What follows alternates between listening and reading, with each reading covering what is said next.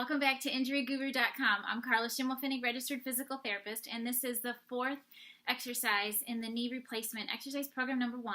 This exercise is called hip abduction. And remember, don't worry so much about the name. You can also print off a list of all these exercises as well as a description of the exercise.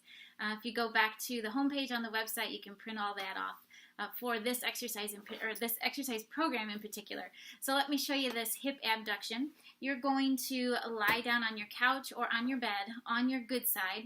Your operated leg will be up toward the ceiling. You can lay all the way down, or you can prop yourself up on your elbow like I am. It's just up to you. And what you're going to do is keep that operated leg straight, okay, as straight as you can get it.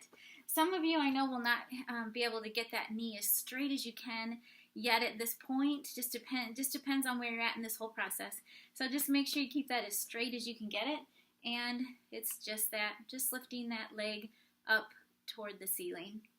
Every time you bring that leg back down, make sure you do it nice and controlled. Don't let it just drop down or go too fast. And you want to make sure you just touch those feet together.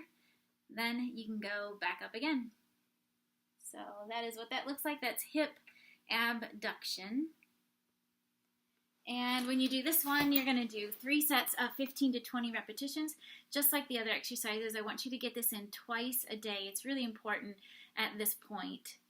Make sure that you are exercising in a comfortable range. So some of these exercises are going to give you a good stretch or even some discomfort, but they should not be causing pain. So no sharp pain or pain that just makes you grimace, anything that you would rate at a 5 on a scale of 0 to 10. 0 being no pain, 10 being excruciating pain.